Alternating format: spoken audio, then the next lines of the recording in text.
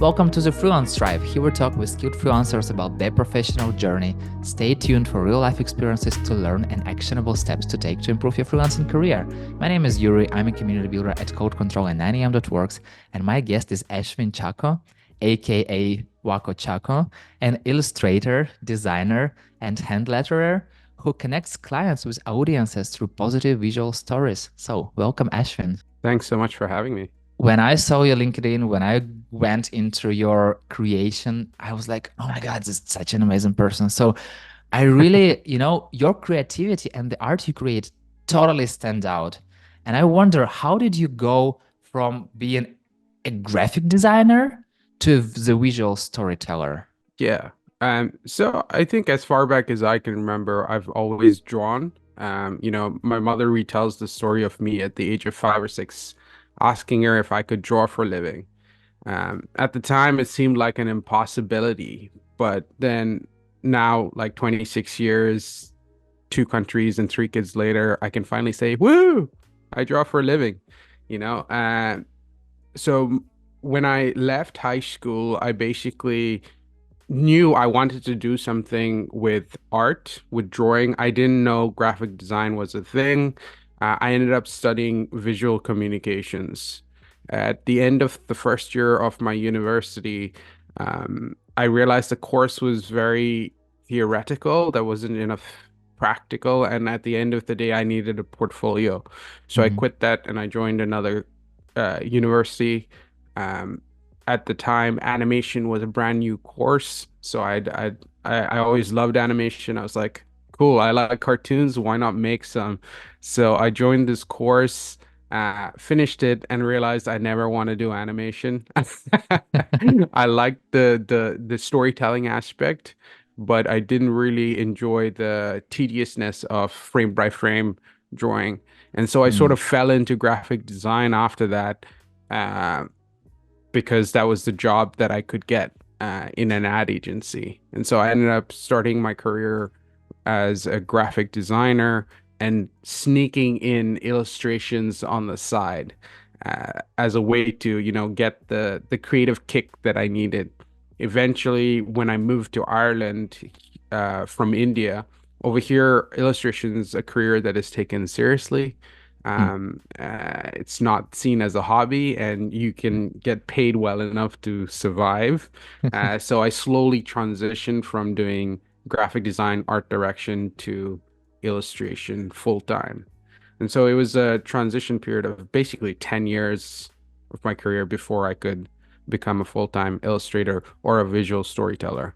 I mean, I think that's the overarching theme, that visual storytelling is what graphic designers do, and it is what illustrators do. We're communicators, we're telling stories. The medium changes. And as what I hear that the crucial moment was this transition into Ireland, because as you Yes. told that it was like more a job-like thing, not just a hobby-like thing. So do you Yeah. think that at this moment you were like, okay, I can really do that and I can really make it my kind of like work, job stuff? It took time again. When I first came here, I was working as an art director in ad agencies. And after the first 6 months or so, that job kind of closed. It wasn't working out. And then I was kind of forced to look for another job. And as I was looking, I couldn't find a single job. So it forced me back into like full-time freelance. I started doing graphic design, and then once I had built up a network over the next 2 years, once I had that in place, then I slowly started transitioning into illustration. You coming from India, so Mm. how did India's highly community-based culture influence your creativity? I think there's so many layers to India because it's such a complex place.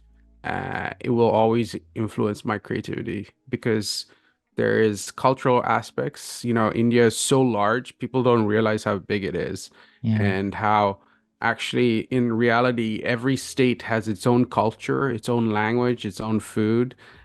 So by nature, we're multi-dimensional Mm. and multicultural people in itself.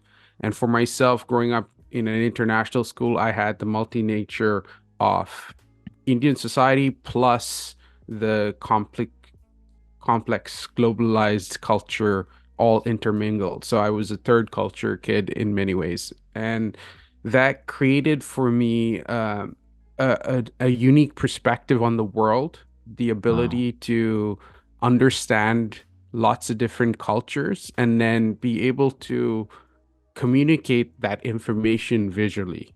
And so that is the largest effect is the ability to distill information, categorize it to make it make sense for the specific audience I'm talking to. Uh, that would be the largest impact I think that Indian culture has had on me, on my So art career. So I feel like moving to Dublin to a completely different culture was kind of easy for you because you got used to so many different cultures. What changed in this moment of moving to Dublin? I think the hardest thing was rebuilding a network, you know? Prior to that, I had really started building a name for myself in India. I had a buddy of mine and me, we had started a studio called Custom Clay, and it was like doing branding projects. We had like Nike and Puma as some of our clients, so it was doing really well just in the first year itself. And then moving here, I had to basically start from zero uh, and restart. And then, like India, in many ways, Ireland is very much it's not what you know, it's who you know and who knows you. Hmm. And so you really have to make an effort to build those friendships. And in through that process, then opportunities begin to open up. So that was the hardest part. And then culturally as well, Indians are very open in the Hmm. sense Hmm. we're very community driven. So you could meet someone for like on the road, have a conversation, you're best friends for life. Yeah, you're in their house, you're having tea, yeah, that's it. Uh, the Irish are kind of like onions, like the Shrek movie says, there's layers to them. Yeah, yeah. And so you never know if you got to the core, uh, but they're really sweet people, really kind, really, enjoyable to be with. But there is this like layer system that you have to dig through, and it takes time, lots of time to really get to know them. Talking about Shrek movie, what was your favorite moment in that? I think it's Shrek realizing that he's enough, you know. Hmm. I think this is something we all struggle with as creatives and as people, this identity crisis of, uh, people judging us for our work or people judging us for how we look and realizing, actually that's surface. What's inside is what matters most.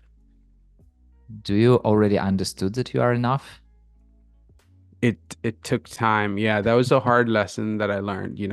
Um, I have this quote that I like to say, it's your value is not in what you do, but who you are.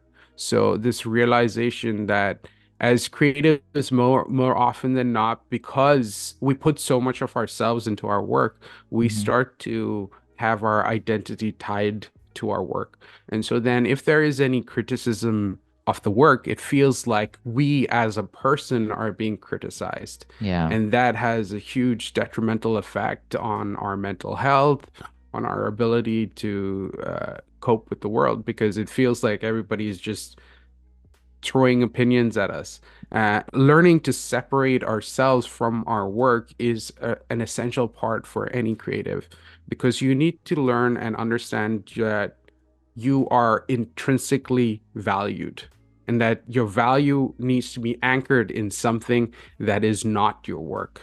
So Yeah. for myself, my value is in my faith. My faith gives me my value, and that then allows me to know that I am valued before I start doing anything. From the moment I was created, I was valuable. And then that then opens me up to do anything, and learn from the process of criticism, then I can be like, oh, okay, let me look at the perspective as to why you think that's wrong and try and think through your eyes. And because at the end of the day, as graphic designers, as illustrators, as visual storytellers, our job is to help communicate an Yeah. idea. And as long as we're doing that well and everybody's impacted, then the world, our work makes the most sense, you know? And the way you explain it, it sounds to me that you have a great, you know how to adapt. And you also shared it that as a third culture kid, you can relate to many cultures and adapt to fit in accordingly. And that also you told that ability to adapt has had a huge influence on how you work. So tell me more about your ability to adapt.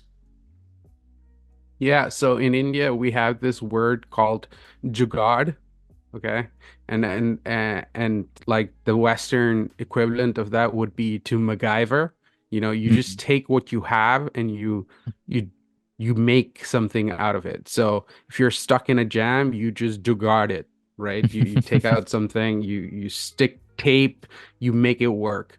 And that's sort of the attitude we have in India to these things. That's the approach I take to things.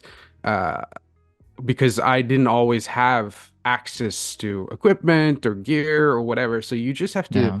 take what you have, learn to appreciate what you have, and then from there you can make something amazing. Uh, and the thing is with creativity, it's a process of iteration, right? Normally the answer doesn't come on the first try. It does sometimes, but most of the time it doesn't. It's iteration. And through that process of iteration, of failing over and over again, you get to the core of what you want to communicate or making a piece of work that has the largest impact. And that in itself is adaptation. It's learning to, you know, take the fails and move on and focusing on where you're going rather than what's happening right now. Talking about iteration. So I myself noticed that we have conscious part of mind and unconscious. And sometimes when I stuck somewhere, I'm like, okay, brain, please do the work for me. I'll go have a walk. I'll go clean the apartment or something like, please do the work for me and then let me know. And usually it works because, Yeah. when I'm cleaning something or I'm in the park, I have like thoughts coming up. And also you told that you generally start a project by just sitting down with a little notebook and writing down all the different words and the ideas you have. So, what happens next? What is your creativity? What is your creation process? Yeah, so for many years I didn't understand what my process is, and then I took the time to actually think and work out the system. It was actually when I read a book called Sorry Spock, Emotions Matter Hmm. by I forget his name, Adam something. Uh, and basically that helped me realize the process that I use. So there's 4 Ds. It's data, dots, distract, and do. So the first Hmm. thing I do is gather information. That's the research phase when I'm writing down ideas. I'm gathering stimuli, whether it's like Pinterest or reading books. You're just gathering lots of information on the topic that you want to communicate about. Hmm. Next, I'm doing dots, which is making conscious connections with my mind to see what is making sense. Then I need to walk away and distract myself Hmm. because we have two systems in our mind. There's a fast system and a slow system. Hmm. And our conscious mind is actually the very slow system, and our subconscious is the fast system. I mean, right now I'm talking to you, my heart is beating, my blood vessels, my hands are moving, and I'm not thinking about that. That's all the subconscious control. And so when we distract ourselves or when we move away from that one idea that we've been thinking about constantly, it gives our subconscious mind to order the data. And that's why when you're going for a walk or you are in the shower, suddenly you have this Yeah. eureka moment. It's because all the information has been cataloged, and now your brain's like, oh, okay, that makes sense. And then the last is the do. So actioning it straight away, because if you let that idea go, a lot of times it's gone, So write it down, get cracking on that idea, do it. Yeah, and I really love, and people, get used to computers and they still don't know that their brains are supercomputers. But when you're Yeah. like, even now, we're having this conversation, like we see the Zoom thing, but we don't know how many processes are going on the backside to make it happen. So I feel like the very same is going in our minds. And yeah, oh my God, it's so interesting theme. I would love to dive deeper, but you told so there is always a little bit of yourself in your art, and also you Yeah. share that value comes from who you are, not what you do. And Yeah. I totally know, I'm like 200% sure that to create such amazing art that you do, you have to be an amazing person. And I'm curious, how do you develop yourself to develop your art and bring value?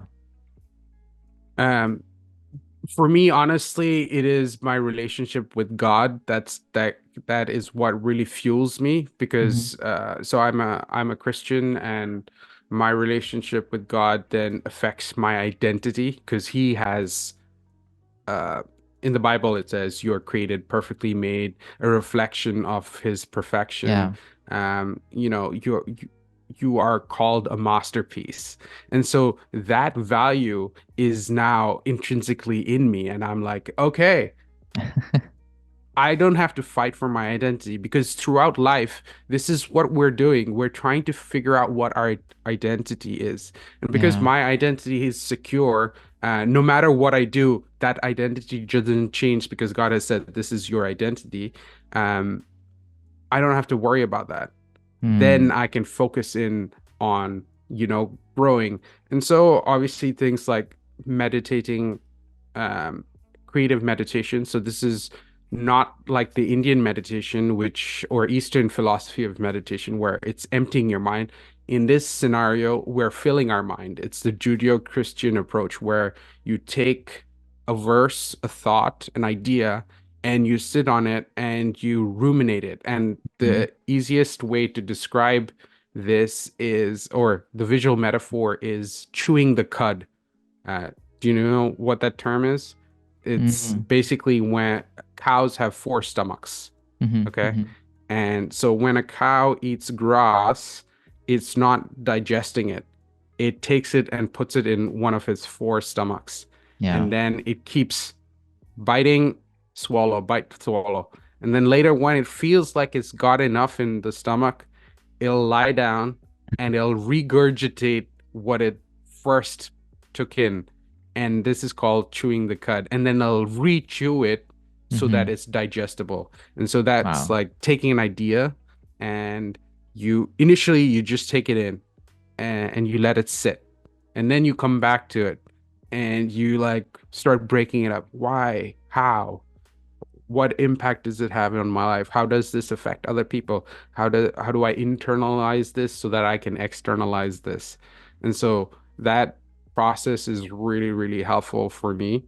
And then the last is discipline. It's hard, as an artist, as creatives, it's easy to try to leave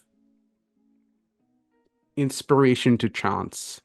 But in reality, in order to be productive as a freelance creative, you have to be disciplined. So you Yeah. have to start building your own routines, things that work for you that will keep you motivated. And the last one for me is learning, or taking the time to create a vision and purpose for yourself, because that will then shape the trajectory of your life and your career. Because if you know where you're going, the destination, then you can plot a path. But if you're not sure what you want to do in life, it's very hard to go somewhere, because you'll keep weaving here and there, and never have a direction, or an area you specifically want to impact. So taking the time to do that will have a huge impact. I feel like in this Shakira song from the Zoopolis cartoon, it was like try everything because if you are not trying, how do you know what to do? Kids, Yeah. I feel like when kids are born, they kind of know what to do because if you follow kids, they always, they are not definitely they are totally different, and every Yeah. kid has its own personality, but then society shapes us into like the same mess. And the hardest thing is to, like you have three kids and you definitely know I have one kid, but what I see, I try to notice like what he's doing unconsciously, like not what I Mm, said him to do or what school said him to do, but what he does himself.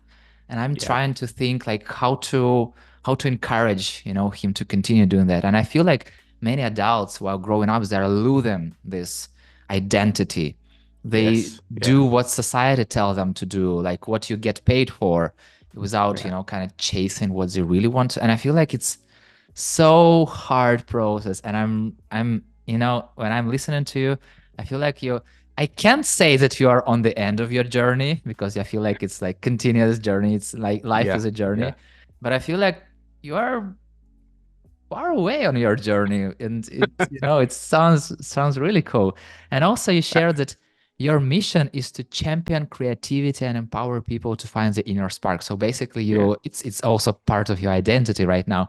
And I Yeah. wonder how to get this mindset, how person can find an inner spark. Like on your previous point uh, about kids, we're all intrinsically creative, I believe. We all have that passion.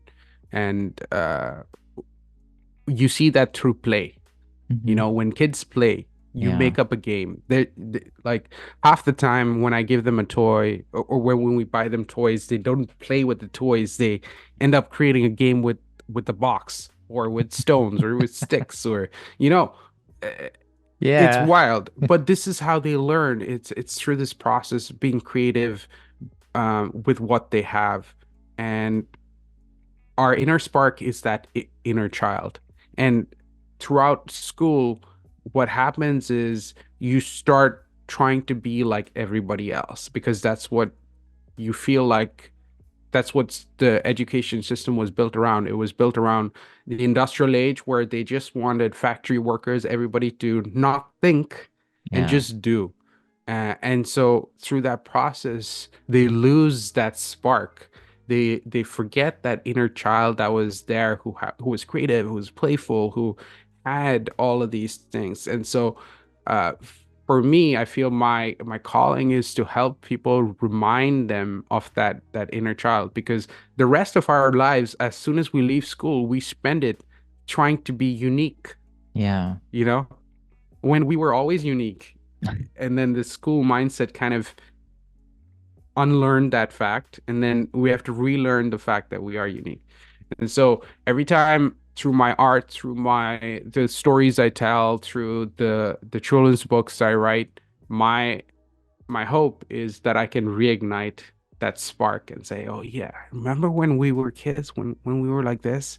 Maybe we could do that again as grown-ups, because that then is a lot more fulfilling and life is so much more fuller when you can embrace your complete self." Yeah. And still it's so hard, like it's Yeah, like go against the flow. yeah, And yeah, I feel like usually flow gets us, usually people are just going with the flow, which is not yeah, that bad also, still you have to yeah. live. But yeah, I such a great conversation. I feel like I can talk with you about it forever, but I really wish to have the sky is the limit to our conversation, but time is the limit. And the final question, what is your favorite food? Uh, that's hard. Oh man. Uh, I so know. I like um it's called Kerala beef. Hmm. So Kerala beef with um, a roti, and kachi more. So that's like a type of curd. That's I'd eat that all day. Got it. Got it. Barota, Ashwin, yeah. So the thing is called barota. Yeah.